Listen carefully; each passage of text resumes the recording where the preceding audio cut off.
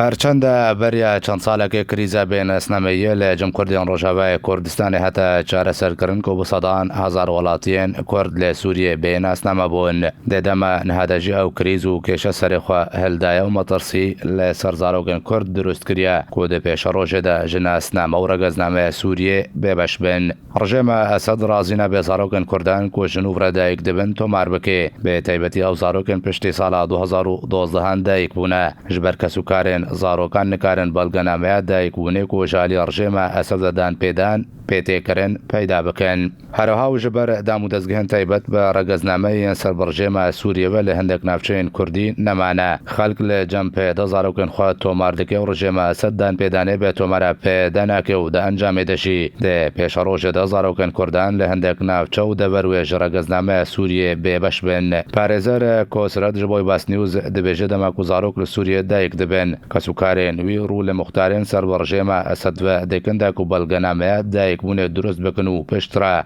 dibine cem dam û dezgehan rejêma Sûriye têne tomarkirin. Herwiha parêzerê Kurd dibêje li hindek navçeyên Kurdî li Rojavayê Kurdistanê dam û dezgeh û fermangehên fermiyên rejêma Esed nemane û zarok dê tomara elektrînî ya rejêma Sûriye de nayêne tomarkirin û dê pêşa rojê de jî zarok wê ji regeznameyê bêpar bibin. Herwiha parêzer daxuyakirin ku ji dema rejêma Esed ji navçeyên Kurdî vekişiya weke ku ew dibêje lawkeçên Kurdan dema ku jiyana hevjîniyê jî pêk tênin nikarin girêbesta hevjîniyê li cem rejêma Esed tomar bikin. Li cem rejêma Esed her be ezib dimînin û ew nikarin zarokên xwe jî di pêşa rojê de tomar bikin. Parêzerê Kurd tekez kir û got ku eger ev diyar de û rojber dewam bike dê pêşa rojê de jî bêhtira zarokên Kurdan weke berê bimîne Mektumî el Qeyd.